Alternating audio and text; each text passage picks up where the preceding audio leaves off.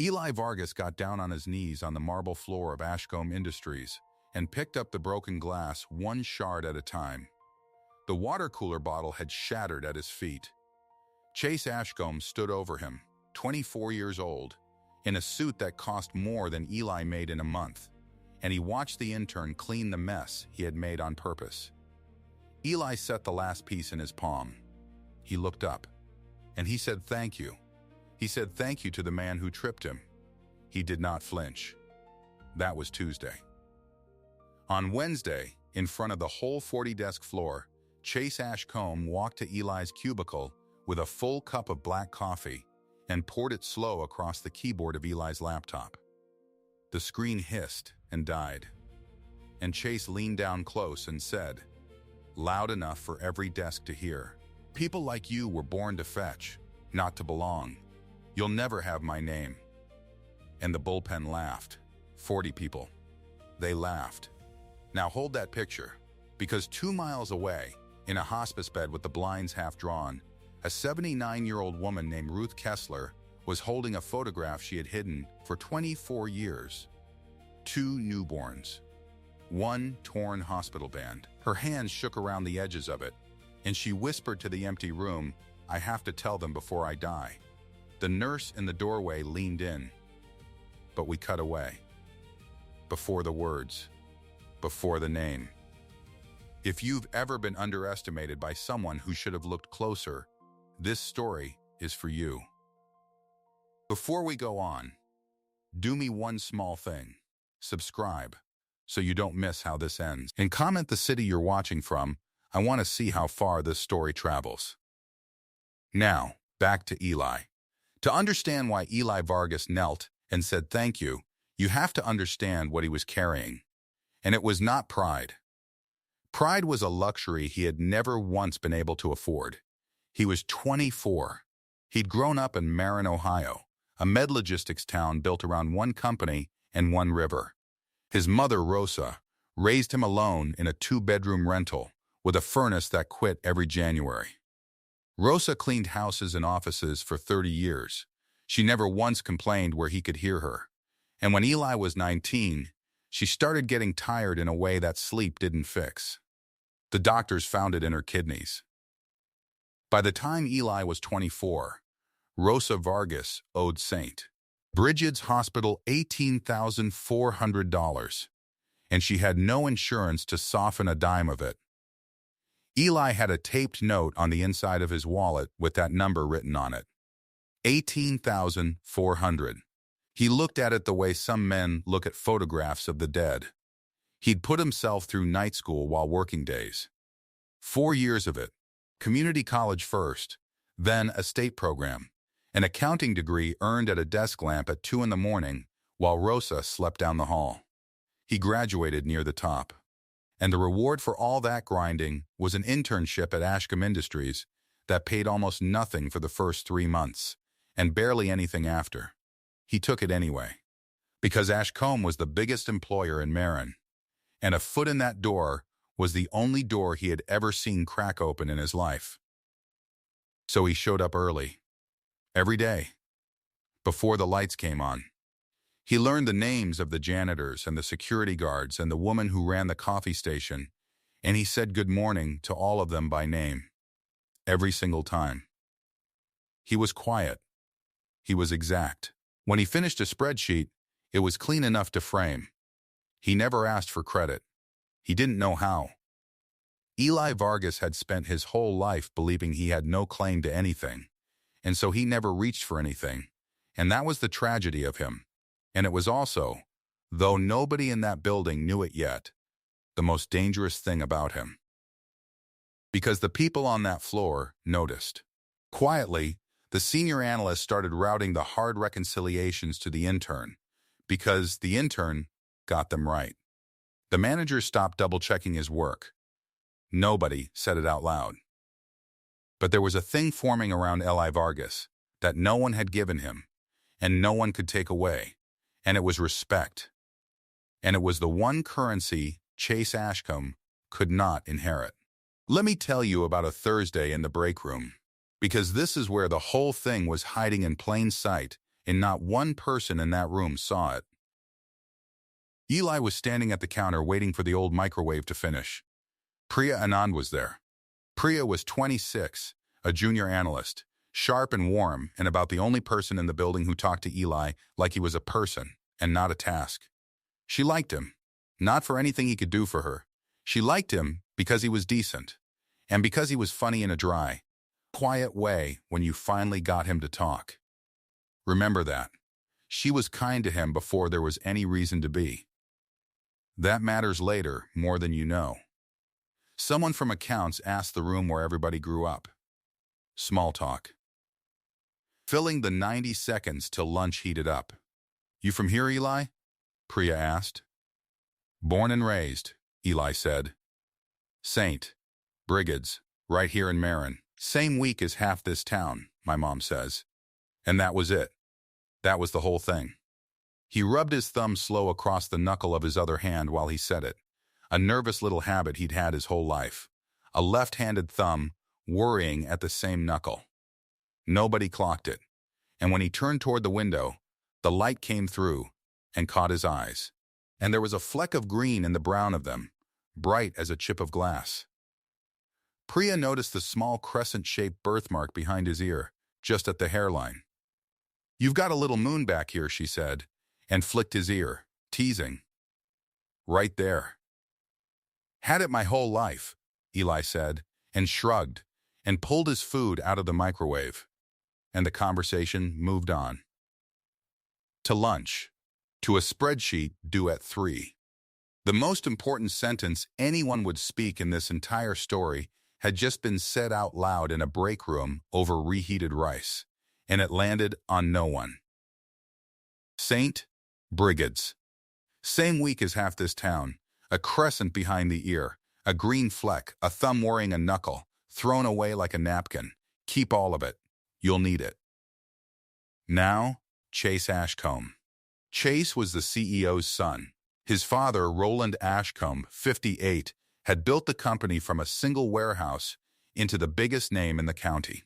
Chase had a title, Vice President, printed on cards he handed out at parties. He had a corner of the building and a car that started with a button and a future that everyone assumed was settled the day he was born. And that was the problem with Chase. Everything he had, he'd been given. Nothing he had, he'd earned. And somewhere underneath the suit and the cologne and the loud voice, Chase Ashcombe knew it. He knew it the way you know a bad tooth. He couldn't stop pressing on it. So when he looked at the quiet intern that the whole floor quietly respected, the kid who came from nothing and got everything right, Chase didn't see a person. He saw a mirror. And he hated it. He hated that a man could earn in 6 months what Chase had never earned in his life, which was the plain regard of the people around him. And a small man, threatened, does not get better. He gets louder. He gets crueler. He starts to need an audience. The coffee on the laptop was not the first thing. It was just the loudest so far. It started small, the way these things do. Chase would call Eli into his office and make him stand while Chase took a personal call, 10 minutes, 15, just to prove he could make the intern wait. He'd send Eli down to the parking garage for something he'd left in his car and then text that it was actually in his other car, at home. He gave Eli the coffee runs and got the order wrong on purpose so he could send him back. Little cruelties. The kind that don't leave a mark you can show anyone. Then it grew teeth. There was a client proposal, a logistics contract for a regional hospital network, the kind of account that could make a career. The team had been circling it for weeks and getting nowhere. Eli, working late, working alone, had cracked the pricing model, found a routing structure that shaved 12% off the cost and made the whole bid sing. He'd built it clean. He'd put it in the shared drive with his name on the version history, the way you're supposed to. Chase found it at 11 at night, and Chase copied it. He stripped Eli's name out of the document, put his own on the cover, and walked it into Roland's office the next morning, like he birthed it himself. Roland was impressed. Roland clapped his son on the shoulder in front of two directors and said, "Now that's the Ashcombe I've been waiting to see." And Chase glowed. And Eli, who watched the whole thing through the glass wall of the conference room, said nothing. He went back to his desk. He didn't fight it. He didn't know how to fight it.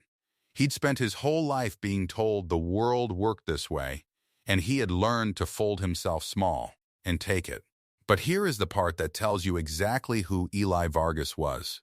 That same proposal had a flaw in the delivery schedule, a real one, a scheduling conflict that would have blown up in front of the client and cost the account.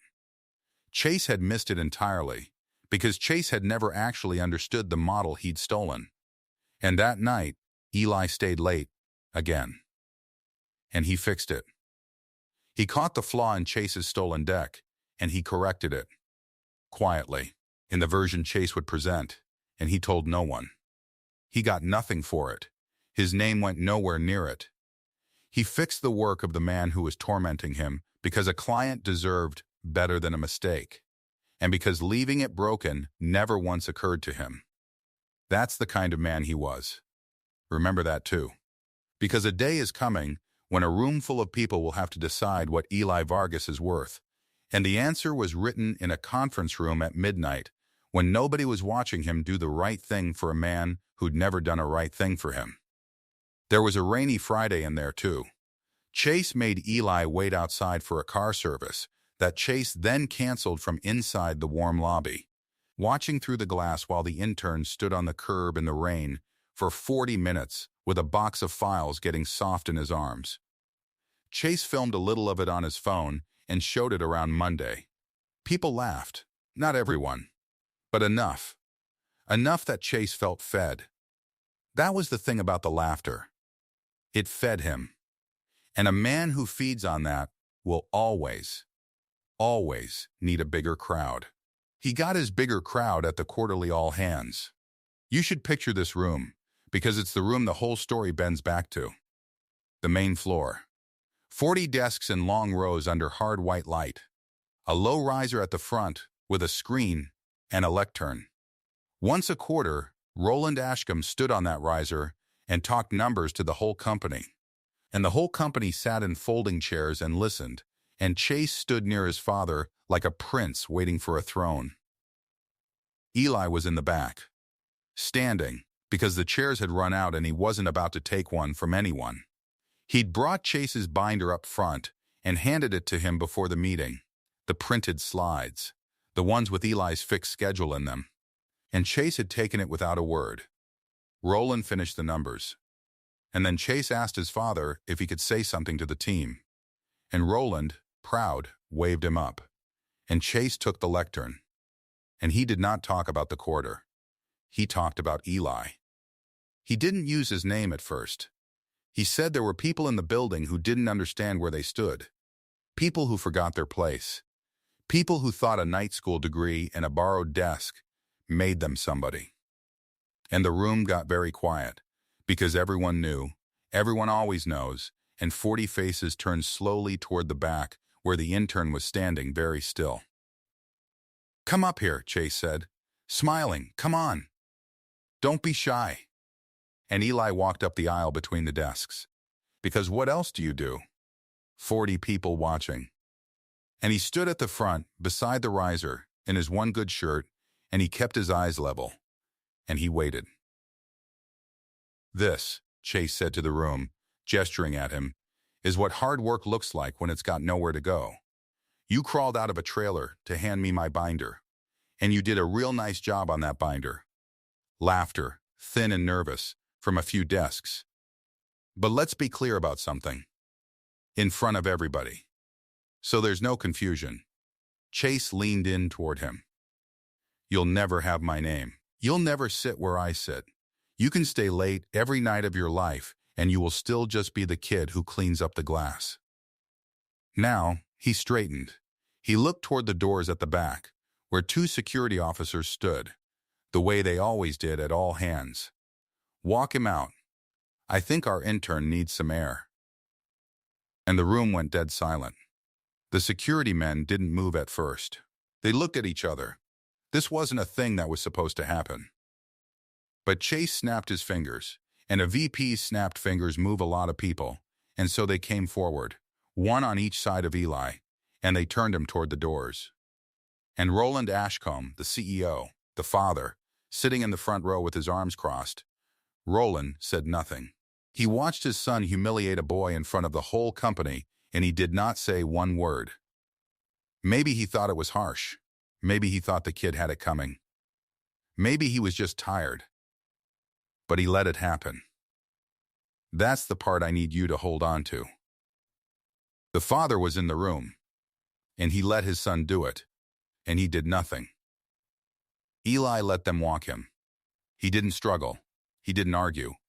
He kept his chin up, and he put one foot in front of the other down the long aisle between the 40 desks, past the people he said good morning to every day, and not one of them met his eyes.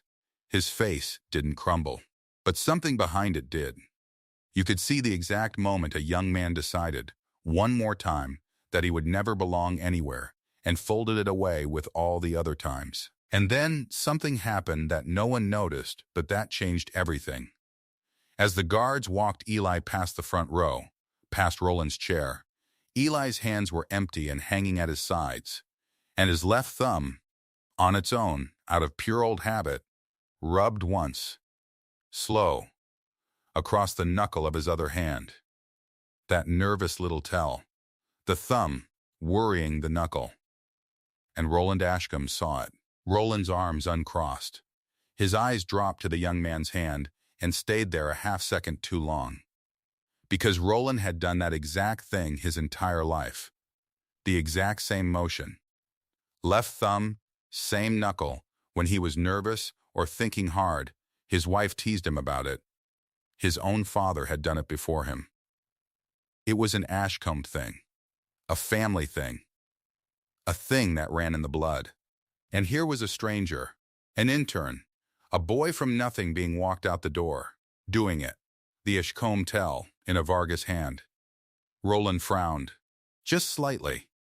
Something moved behind his eyes, some question that hadn't formed into words yet, some snag in the smooth fabric of everything he'd always assumed. He half rose from his chair. He opened his mouth. And then the doors closed behind Eli, and the moment was gone, and Roland told himself it was nothing. A coincidence, a tired man seeing patterns in the dark. He sat back down. He let it go. But he'd felt it, and once a thing like that gets felt, it doesn't fully leave. Cut. Here's what Chase didn't count on. HR had a spine that day. Because Eli Vargas was not in fact fired, Chase went to Human Resources the next morning, fully expecting the intern to be gone, and instead the HR director, a woman named Delgado, who'd worked at Ashcombe for 20 years and had a file drawer full of Chase's messes, pulled up Eli's record. And Eli's record was spotless. Better than spotless. It was the record of a model employee. Perfect attendance. Commendations from 3 senior analysts. 0 complaints, ever, filed by or against him. You could not fire this young man for cause, and firing him without cause, in front of 40 witnesses who'd watched a VP snap his fingers at security, was the kind of thing that ends up in a lawsuit. So Delgado overrode Chase. She would not terminate Eli Vargas. But she couldn't leave him on that floor either. Chase would make his life impossible, and everyone knew it. So she did what companies do. She moved the problem. She reassigned Eli, effective immediately, to the Records and Archive Department, 2 floors down. A basement, really, with concrete walls and fluorescent tubes and rows of steel shelving that held 24 years of the company's paper past. Client files, old contracts, personnel records. Boxes and boxes of it, half digitized, most of it forgotten.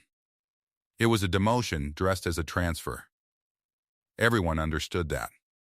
Eli understood it best of all. He'd been buried where he couldn't embarrass anyone.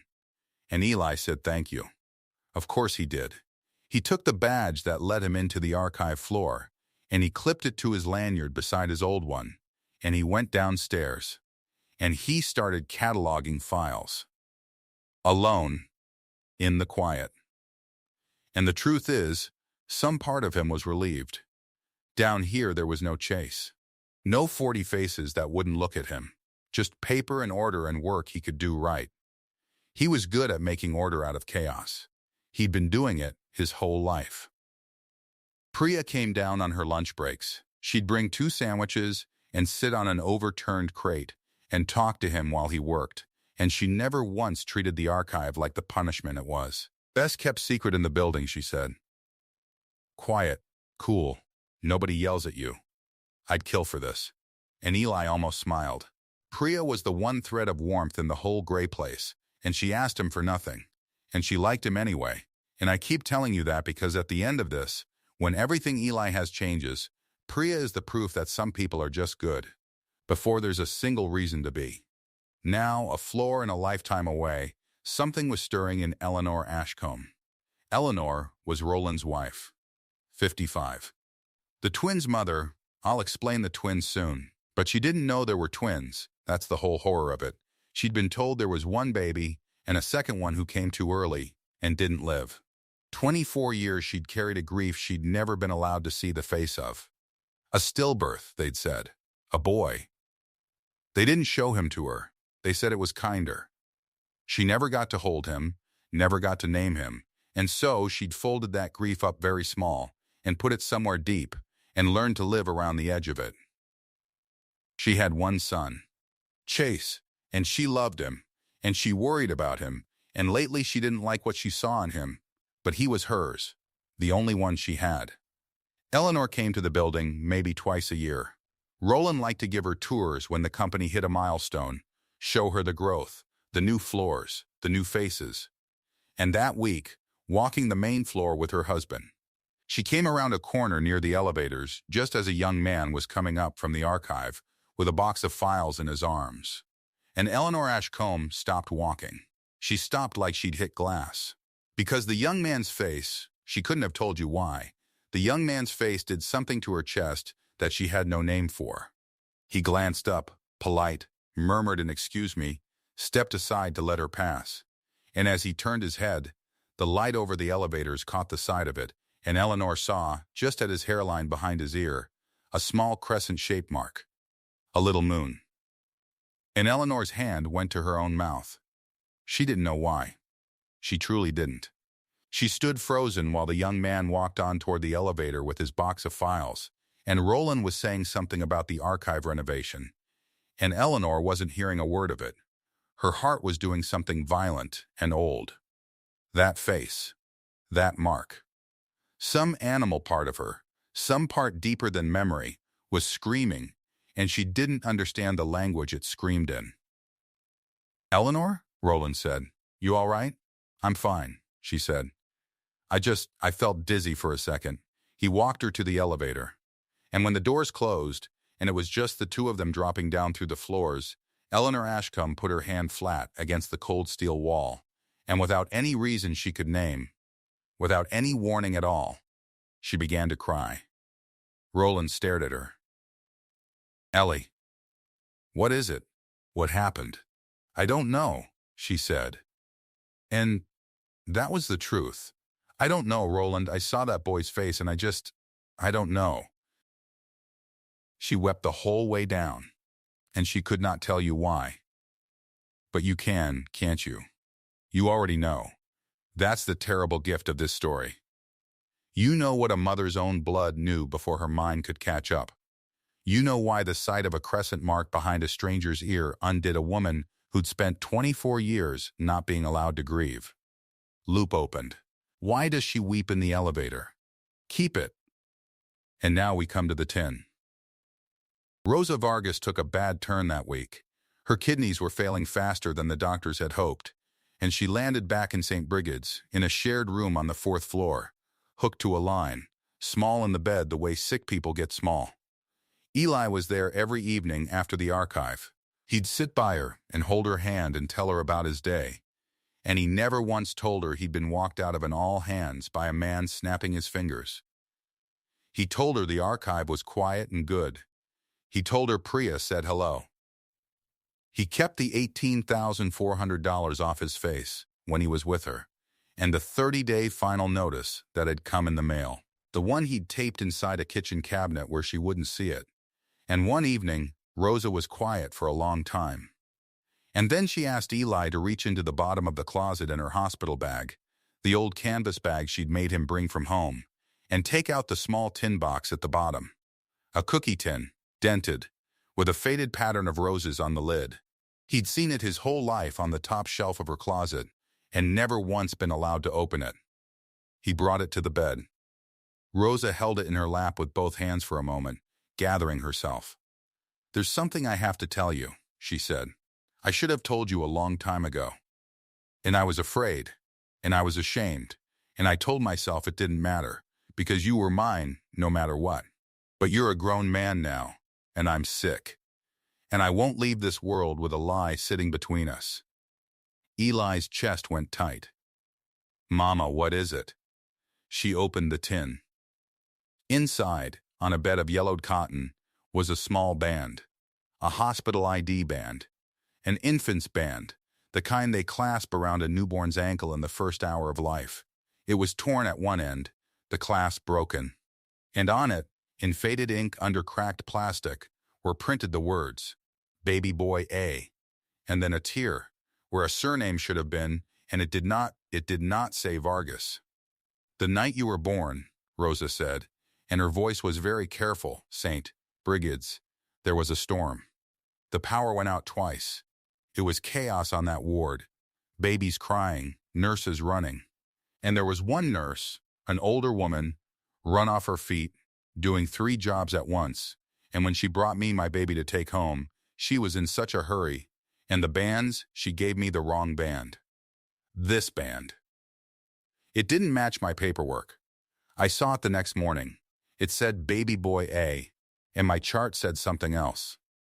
And the name was torn off, and I went to the desk to fix it. And the woman said it was nothing, a clerical thing, they'd sort it. Don't worry. And I was 26 and exhausted, and I had a baby to keep alive. And I let it go. I meant to fix it. I always meant to fix it.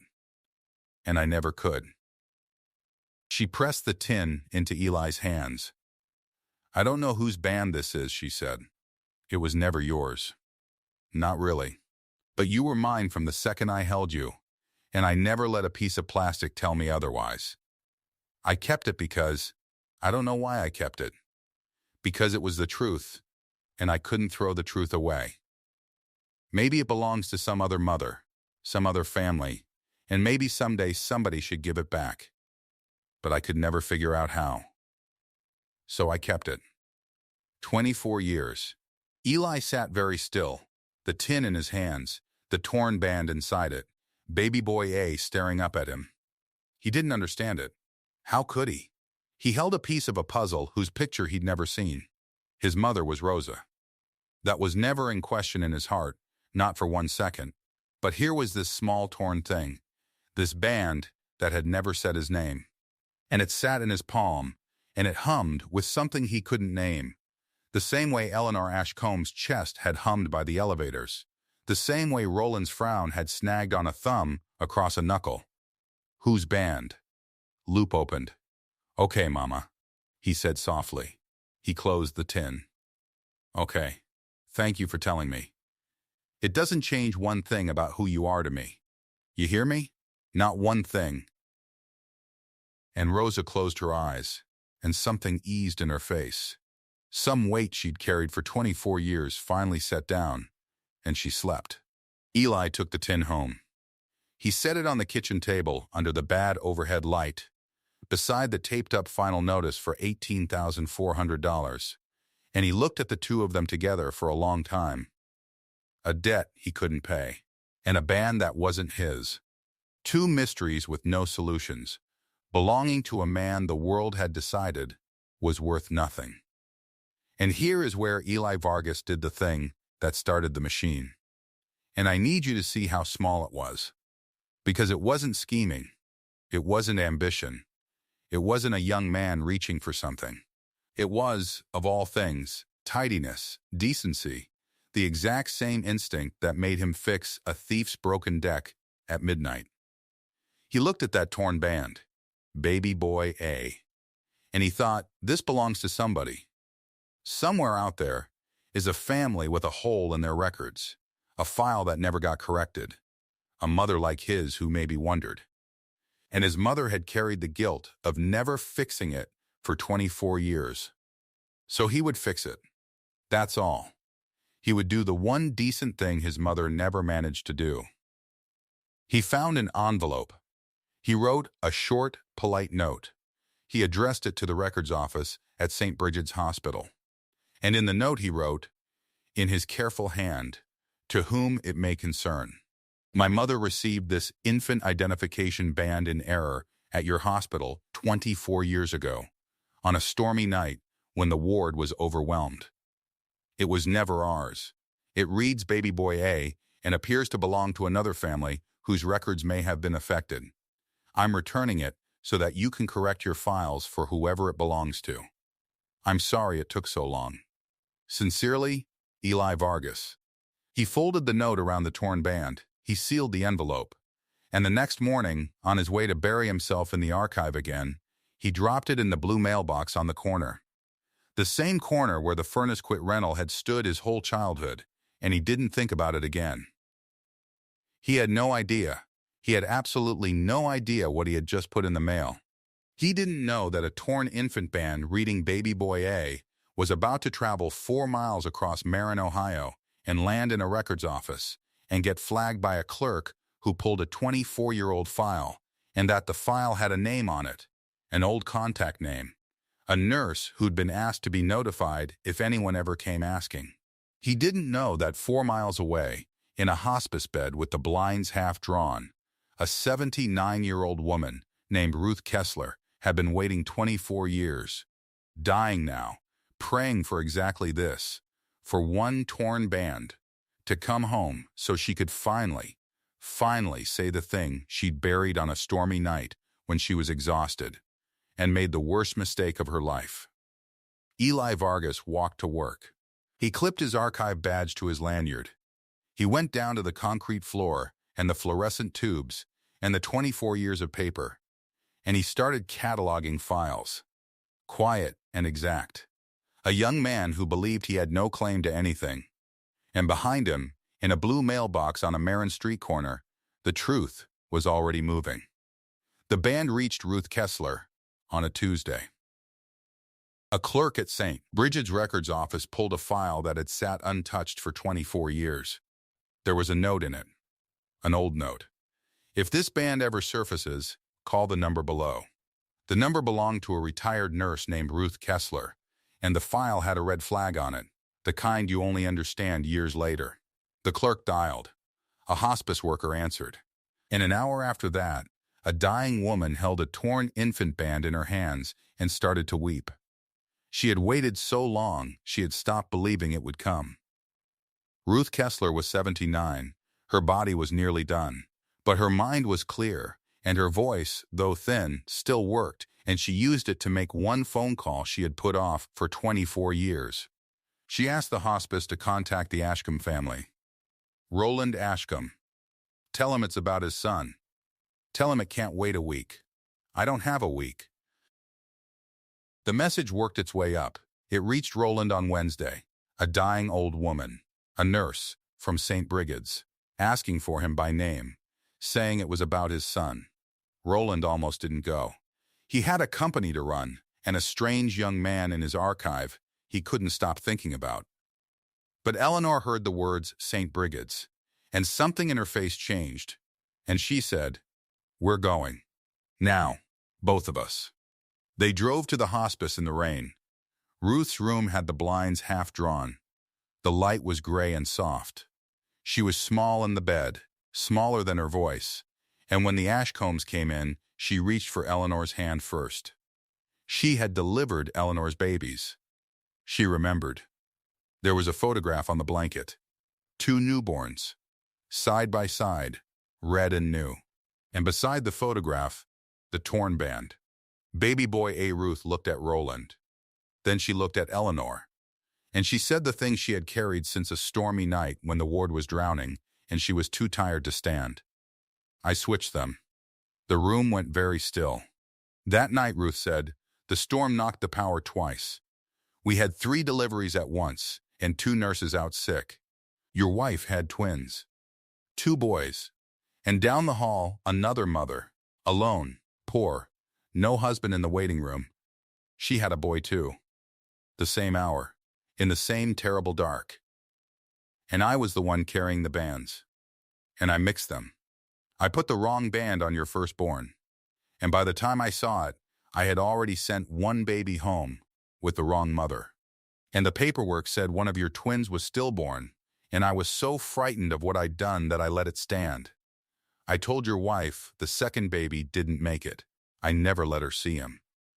Because there was no body to show. Because he wasn't dead. Eleanor made a sound then. Not a word. A sound. He wasn't dead, Ruth said again, and the tears came down her face, and she didn't wipe them. He went home with a woman named Rosa Vargas. She named him Eli. And he grew up 4 miles from you, poor, in a rental with a bad furnace. And he never knew, and neither did she, and neither did you. The boy you have been walking past in your own building. The intern. That's him. That's your firstborn son. Roland Ashcombe did not speak. His left thumb found the same knuckle it always found, and it rubbed there, slow, and he didn't know he was doing it, because he never did. Eleanor sat down in the chair by the bed like her legs had quit. She picked up the photograph. 2 newborns. She had only ever been shown 1. I'm dying, Ruth said. I wanted to go with the truth out of me instead of in me. I'm sorry. There is no word big enough, but I'm sorry. Eleanor could not answer. She was looking at the second baby in the photograph, the one she was told she'd lost. She had grieved him for 24 years. A small private grief she never spoke aloud, a candle she lit that no one understood. And he had been alive the whole time, handing binders to the boy she'd raised, sweeping up glass and saying thank you. Roland finally spoke. His voice was not steady. You're certain. I'm certain, Ruth said. But you don't have to take a dying woman's word. Pull the file. Test the blood. Everything I'm telling you is written down now. I made sure. I couldn't die with it hidden. They left the hospice in silence. Roland drove. Eleanor held the photograph against her chest the whole 4 miles home and did not put it down. By Thursday morning, it had stopped being a dying woman's confession and started being a matter for lawyers. Roland called Voss and Cray, the firm's counsel, before the sun was fully up. He told them everything. He told them to move fast and quiet and to leave no room for doubt. Because doubt, once this got out, would eat his family alive. Voss and Cray subpoenaed the St. Brigid's records that same day, and what came back could not be argued with. 2 live births, that stormy night, to Eleanor Ashcombe. Not 1. 2, and a stillbirth certificate filed the following morning by a different hand, in different ink that matched nothing else in the chart. A falsified death. A baby recorded as gone, who had never stopped breathing. The corrected file, held 24 years, surfaced clean and whole and damning. Chase Ashcombe was in the room when counsel laid it out. He had been called in because he was the heir, or believed he was, and heirs are told things. He listened to the lawyer read the record. He looked at the photograph his mother would not let go of. And he laughed. It was an ugly laugh, thin at the edges. This is a con, Chase said. That intern. He's from nothing, he's drowning in some medical debt, and now suddenly he's your long-lost son? Come on. He mailed a band. He planted it. He's been playing you both since the day he walked in here sweeping glass and saying thank you like a saint. It's a grift. It's a good one. But it's a grift. Roland looked at his son for a long moment. The son he'd raised. And he said quietly, then we'll test the blood. And you'll be glad to, won't you? since you're so sure. Chase's jaw tightened, but he could not say no. Saying no would say everything. Doctor, Whitlock ran the panel. Whitlock was a geneticist, careful, unhurried, the kind of witness lawyers pray for because juries believe her. They took Eli's blood without telling him why. They took Roland's. They took Eleanor's. They took Chase's. And 3 days later, Whitlock stood in the Ashcombe boardroom in front of the whole board and read the results aloud, because Roland wanted witnesses this time. He wanted it heard by the people who ran his company, so no one could ever whisper that it was invented. The board sat around the long table. Silver-haired Okafor, longest serving of them all, at the head. Chase stood by the window, with his arms crossed, still wearing the sure look, the look that had been handed to him with everything else. Doctor, Whitlock did not dramatize. She read numbers. That is the worst kind of witness for a liar, because numbers don't perform. The comparison between Roland Ashcombe and the man known as Eli Vargas, she said, returns a paternity probability of 99.9999%. The comparison between Eleanor Ashcombe and Eli Vargas returns a maternity probability of 99.9999%. In plain terms, Eli Vargas is, beyond any scientific doubt, the biological son of Roland and Eleanor Ashcombe. The room was silent.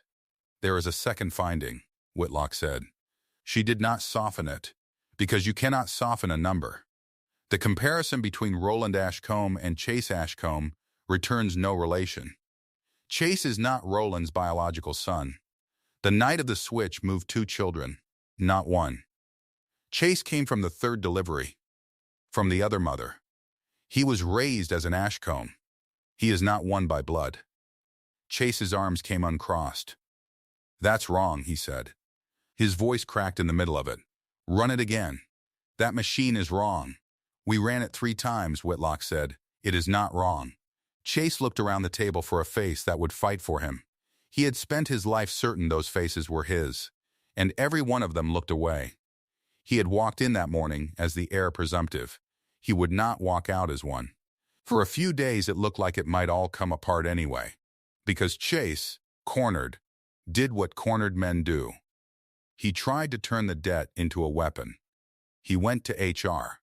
He went to Delgado, the director who had once overridden his order to fire Eli, and he told her the intern was a fraudster, that Rosa Vargas's $18,400 of hospital debt was the motive, that the whole thing was a long con for a payout and a name. He tried to have Eli barred from the building. He tried to have the archive badge pulled. He said the words, security escort again, the same words from the all hands, like they were a spell that had worked once and would work twice. And for one ugly beat, it worked. There was a morning when Eli Vargas, the firstborn son of the man who owned the building, stood at the turnstile downstairs, and his badge did not open the gate. The true heir, thrown out again, on a technicality filed by the usurper. History trying to repeat itself in the lobby. Priya found him there. Priya Anand, the one analyst who'd been kind to him before any of it, before there was anything to gain. She stood next to him at the dead turnstile and she said, "You know what's happening upstairs, don't you? You know what you are now. Why are you just standing here?" And Eli said the thing that was the whole shape of him. "I never asked for a name," he said. "I asked to keep my mother alive. That's all I've ever asked for. If they need me gone to feel safe, I'll go. I'm not going to fight a family for a chair. I just want Rosa to get her surgery." He didn't fight. He turned to leave. He got as far as the door. And then the elevator opened behind him, and Roland Ashcombe came across the lobby fast. Faster than a 58-year-old man in a suit should move, and he called out one word. Eli, not intern, not Vargas. Eli, the whole lobby turned. "Don't you leave," Roland said, and his voice was not the CEO voice. It was something raw. "Don't you dare leave this building. Not again. Not while I'm alive. Come with me. There's something the whole floor needs to see. The same floor. The exact one." They reconvened the all hands on the 40-desk floor. The same floor where Chase had poured coffee across a laptop. The same floor where 40 people had laughed. The same fluorescent light. The same carpet. The same door security had once walked Eli toward, while Roland said nothing. Roland had chosen it on purpose. A wound gets healed where it was made, or it doesn't heal. Doctor, Whitlock came. Counsel came.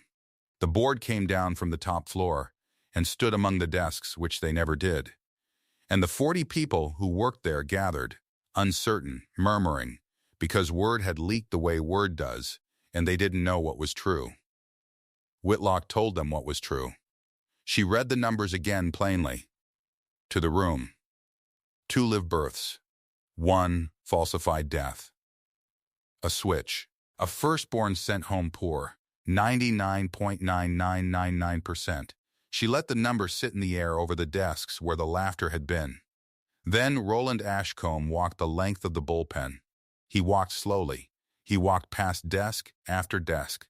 He walked to the exact spot on the floor where, weeks before, a young man had knelt to sweep up glass and said thank you to the man who'd shattered it. Roland stopped there. He looked down at the carpet like he could still see it. Then he looked up at Eli. He took a ring off his own hand. The Ashcombe signet. The one his father had worn, and his father's father. He had never taken it off in public in his life. He reached out, and he pressed it into Eli's palm and closed the young man's fingers over it. You always had my name, Roland said. His eyes were wet, and he didn't care who saw. From the first hour you drew breath, you had it. Someone stole it off your wrist in the dark, and I spent 24 years not knowing to look for you. I looked past you. I let a man walk you to that door, and I said nothing, and I will carry that. But no one takes it again. You always had my name, son. You just never had it in your hand, until now. Eli stood there holding the ring and could not speak. Then Eleanor came. Eleanor Ashcombe, 55, who had lit a candle every year for a baby she was told had died. She came across the floor with the photograph still in her hand, the photograph of 2 newborns, and she reached up and she brushed the hair back from behind Eli's left ear. And there it was, the crescent-shaped birthmark, small, pale, shaped like a sliver of moon. She touched it with one finger like it was made of glass. You have your father's mark, she whispered. Roland has it too, behind his ear. In the same place. I used to trace it when we were young. She was crying and smiling at the same time, the way only mothers can. They told me you were gone. They never let me hold you. I held your brother and I grieved you in the same week, and I never understood why the grief never healed. It's because you were alive. My body knew. A mother's body knows. She put her hand flat against his cheek. I grieved you for 24 years, she said. I don't have to anymore. And she held him. The son she'd been told was dead. And on the 40-desk floor, some of the 40 people had started to cry too. The same people who had laughed. Then it was Chase's turn, and the board did not spare him. Okafor, the silver-haired board chair, the longest-serving member Ashcombe had, stood up among the desks and read the correction aloud. She read it in a level voice, which was crueler than shouting. The succession of Ashcombe Industries, she said, was established on the belief that Chase Ashcombe was Roland Ashcombe's biological heir. That belief is now disproven by genetic testing and hospital record. The board therefore corrects the line of succession. Chase Ashcombe is removed from the position of heir presumptive, effective immediately. Chase stood in the middle of the floor he used to own. No, he said. It came out small. You can't. I was raised for this. I gave my whole life to this name. I earned it. He heard himself say the word earned, and even he seemed to flinch, because everyone on that floor knew what he had actually done to the man now holding the ring. I did everything right, Chase said. I did everything I was told. It's not my fault which baby the nurse picked up. It's not fair. And no one villainized him for the accident of his birth, because it wasn't his fault. And the room knew that too. He hadn't switched anyone. He'd been a baby in a storm like all of them. That part was never his crime. But the coffee on the laptop was his. The proposal he'd stolen was his. The rain he'd made a man wait in was his. You'll never have my name was his. And now, the name wasn't even his to withhold. He looked at Eli, his whole case collapsing on his face. Denial, then something worse under it, the collapse. The understanding arriving all at once. Please, he said, and he wasn't sure himself whether he meant please undo it or please don't do to me what I did to you. And here is where the story turned all the way over. Because Eli Vargas, holding the signet ring, standing on the floor where he'd knelt in the glass, looked at the man who had humiliated him in front of 40 people and did not take his revenge. He turned to Okafor and to Roland and to the board. And he said, I have one request. If my word counts for anything in this room now, don't put him out on the street. Keep him on. Not as heir, he's not that, but give him a place, a real one, mid-level, that he keeps by doing the work like anyone else. He said it plainly. Then he looked at Chase. I know what it is to stand at a turnstile that won't open, Eli said. I stood at ours this morning. I wouldn't do that to anyone, not even you. It landed on Chase harder than any punishment could have, because mercy from the man you despised is the one thing arrogance cannot survive. If Eli had thrown him out, Chase could have gone on hating him, could have called it war, could have kept his story that the world was unfair to him. But Eli didn't give him that. Eli gave him kindness he had done nothing to deserve, in front of everyone, and left him standing inside it, with nothing to push against. His self-justifications had no one to fight. His shame became the whole sentence.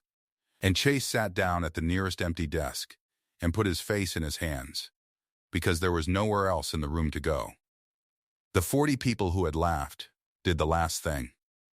They stood up, one at a time, and then all at once, at their desks, for the intern they'd watched get walked to the door. It wasn't loud. There was no cheering. They just stood, which is the only apology a crowd knows how to make. And Eli, who had believed his whole life that he had no claim to anything, stood in the middle of them holding a ring in one hand and the truth in the other, and for the first time he let himself believe he belonged in the room. There was one more person to see. He drove to the hospice that night, still in his work clothes, the ring in his pocket, because he didn't yet know how to wear it. Ruth Kessler was very near the end now. The switch had cost her 24 years of sleep, and it had bought him a life she never got to see. He could have hated her. She had handed him poverty, and handed a poor woman a stranger's grief. She had let a mother believe her baby was dead. He sat down in the chair by her bed. She opened her eyes. She knew who he was. She'd known his face from a photograph of 2 red newborns for 24 years. I'm so sorry, she said. It was almost nothing. Just breath. And Eli took her hand, the hand that had carried the bands in the dark, and he said, you made a terrible mistake on the worst night of your life. And then you spent the rest of it trying to give it back. You could have died with it hidden and let me never know my mother's face. You didn't. You called them. You held on for the band to come home. He pressed her hand. I forgive you, Ruth. Rest now. You gave me back to them. Whatever it cost, you gave it back at the end. Ruth Kessler closed her eyes. A little of the weight that had bent her for 24 years lifted off her face. She had wanted absolution more than she'd wanted breath, and she got it from the one person alive who could grant it. She died 3 days later, quiet, unburdened, with the photograph of 2 newborns on the table beside her. And Rosa Vargas, who had raised him, who had kept a torn band in a dented cookie tin with a faded rose pattern for 24 years, because she was too honest to throw away something that wasn't hers, Rosa was honored in all of it, not erased. Eli made sure of it. She was his mother. Roland and Eleanor never once tried to take that word from her. When Eleanor met her, in the hospital, both women crying, Eleanor took Rosa's hands and said, You raised my son to be the man who forgave the nurse and spared the boy who hurt him. You did that. I didn't. Thank you for keeping him alive so I could find him. 2 mothers, 1 son, and enough of him for both. Rosa's $18,400 of debt dissolved that same week. The 30-day final notice that had sat on the mailbox of a furnace-quit rental for years, it went away like it had never been. She got her surgery. Her kidneys failing got the care that the debt had blocked. She lived. 1 year later, the light in Marren, Ohio, was gold in the late afternoon, and Rosa Vargas was in her garden, her own garden behind her own house, one she owned outright. No notice on the mailbox, and no landlord and no furnace that quit in January. She grew tomatoes, and she grew roses, real ones, red ones, because for 24 years the only rose she'd owned was the faded one painted on a cookie tin. She was strong now. The surgery had held. She knelt in the dirt in the honey-colored light, and her hands, which had held a stranger's baby and loved him like her own blood, were in the warm earth, and she was humming.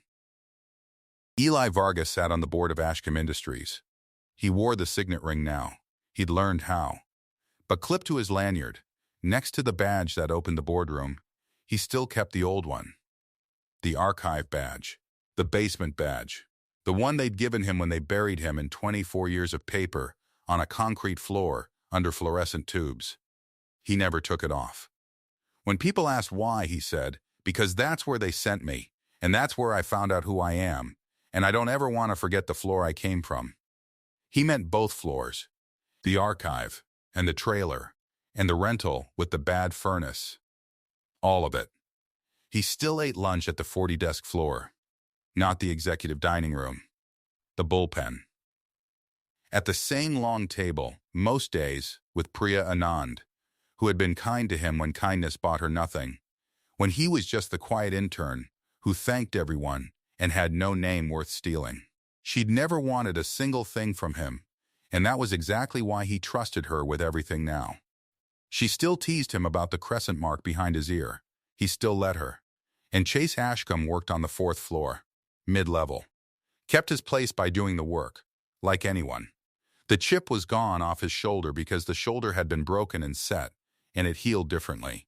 Humbler, quieter, he passed Eli in the corridor one morning near the elevators, the way people do, and he stopped. For a year he hadn't been able to say it. This time he did. "Morning, Eli," Chase said. Just the name he'd once sworn Eli would never have. Said plainly, to the man it had always belonged to. Eli stopped. He looked at the man who'd shattered a glass at his feet and made him say thank you, who'd walked him toward a door in front of 40 people, who'd stood at a turnstile trying to keep him out. And he wasn't angry. There was nothing left to be angry about. He'd been given back a mother and a name and a life, and Rosa was in her garden in the gold light with dirt on her hands, alive. "Morning, Chase," Eli said. And then, because some lines are owed and this one was, he added it. "Quiet, not cruel, just true." "You told me once I'd never have your name," Eli said. "Turns out it was mine to lend." Chase took it. He had to. He nodded, and he went to the 4th floor. And that was the whole sentence. Served every day, forever, in the smallest and largest way at once. That's the story. A boy swept up glass and said thank you.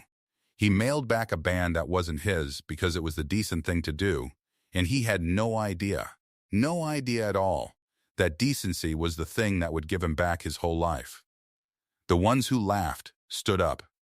The one who was buried in the basement sat on the board, and the mother who kept a torn band in a rose-painted tin for 24 years, because she was too honest to throw it away, knelt in her own garden in the gold light, humming, alive. The people who bother to look closer always find out who was standing there the whole time. If this story reached you, wherever you're watching from, comment the name of your city. I want to see how far it travels. Ruth Kessler died on a Thursday in October, 6 weeks after she said the words that gave Eli his name back. He was there. He didn't have to be. There was no obligation, legal or moral, that required the man whose life she'd bent sideways for 24 years to sit in a hospice chair and hold the hand of the woman who'd done it. But he was there because she had asked, and because Rosa had taught him that when the dying ask, you go. She'd been smaller than he expected. The woman who'd carried that error through her whole working life and into retirement and into the slow corridor of her final illness. The woman who'd sat up in a hospital bed and summoned the CEO of Ashcombe Industries and his wife and their lawyers, and said what she said. She was small and bird-boned, and her hands shook. The guilt had done something to the size of her. He sat. He took her hand. "I need you to tell me," she said. "I need to hear you say it." He'd thought about it on the drive over. He'd tried the words in different orders. When he got there, none of the versions he'd practiced seemed to fit, so he said the plain thing. "I forgive you," Eli said. "It's done." She cried then, long and slow, the way old people cry when they've been holding something for decades. He kept hold of her hand. Before she slept that last real sleep, she said one more thing. She said, "You were always the first. Even on the wrong side of that door. You were always first." He thought about that on the drive home. He thought about it for a long time after. Rosa got the letter on a Wednesday. Eli had arranged it quietly, through the board's legal office. Without telling her, he knew if he'd told her she'd have argued, said she didn't want charity, said she'd been managing fine, which was not true and had never been true, and they both knew it. The letter was from Voss and Cray, on Ashcombe letterhead, and it said in the dry language of corporate legal correspondence that the outstanding balance of $18,400 owed to Marren General had been satisfied in full, and that no further payments were due or expected. She called him from the garden. He could hear the trowel clinking against the brick edge of the new bed she was putting in. She'd been out there every morning since the house was hers, like she was making up for all the years she'd rented. He heard her breath catch when she read it. She didn't speak for a moment. "Mijo," she said. He didn't tell her it had felt like the smallest and most obvious thing, like mailing back a band that didn't belong to him, or staying late to fix a deck nobody would thank him for. He just said, "You kept the tin for 24 years. She laughed. Or cried. It sounded like both. "Plant something good in that garden," he said. She already had. The mailroom badge. He'd kept it because it was the first door that had ever opened with his name on it. Vargas, not yet Ashcombe. Just a man who'd passed a background check and could be trusted not to lose packages. There was something in that he didn't want to lose. He wore it on the lanyard under his new badge, the board ID with the formal photo and the clean title. And on the days when the room got large, and the decisions got consequential, and the name still felt like a coat he was growing into, he'd reach up and touch it. The cheap plastic clip, the slightly faded ink, the first time anyone gave him a door. Priya saw it once and raised an eyebrow. "Sentimental," she said. "Yeah," Eli said. She handed him his coffee and sat down, and they ate lunch the way they always had. Before any of it, at the same counter, on the same floor, 40 desks humming around them. The room both completely unchanged and completely changed.